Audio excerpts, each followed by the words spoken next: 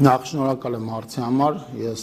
տարվա որպես ամենակարևոր շինարարական օբյեկտ ավարտել ենք Վեդի ջրամբարի կառուցման աշխատանքները, ինչը իր ծավալներով աննախադեպ է Երրորդ հանրապետության պատմության մեջ։ Եթե անդրադառնամ Կապսի ջրամբարի մասով, մենք Կապսի ջրամբարի կապալառու ընկերությանը ընտրել ենք մրցութային ընթացակարգով եւ հետեւաբար խնդիրը կապված է նաեւ կապալառու ընկերության հետ, իրենք օրացային գրաֆիկից զգալի շեղումներով են այդ աշխատանքները իրականացրել, որոշում են կասել, խզել, վերանայել նախագիծը, նկատի ունեմ այն հատվածը, որը իրականացվել է դուրս կգա նախագծից,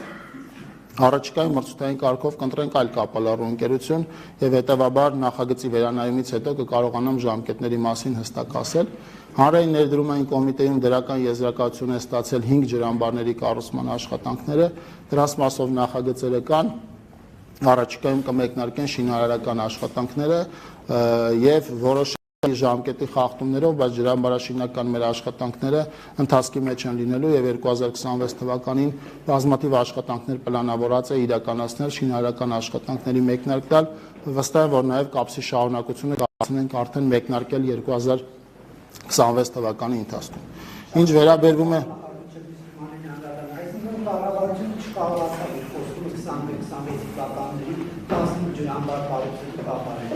Տեսեք, ես կուզեմ հետևյալ արձանագրում անել, որ մեր կապալառու ընկերությունները ընտրվում են մրցութային կարգով եւ հետեւաբար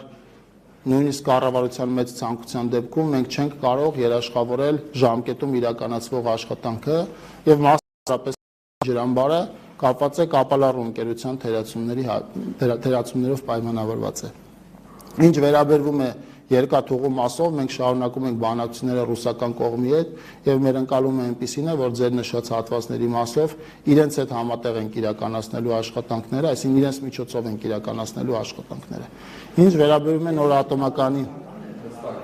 ավարտական փուլում կասեմ, բայց շարունակում ենք էլի այդ ուղղությամբ, այսինքն վարչապետի հայտարարությունից հետո նաև գործողությունները էլի գնում են այդ ուղղությամբ, այստեղ նոր փոփոխություններ չունենք եւ ակնկալում ենք, որ չենք էլ ունենա եւ վերջնական որոշում կունենանք այդ մասով, բայց դեռ վերջնական որոշում չունենք։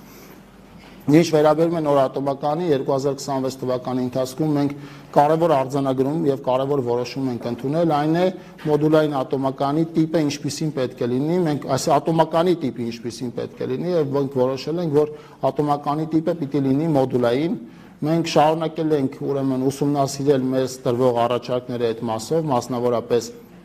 եւ Ռուսաստանի Դաշնության, եւ Միացյալ Նահանգների,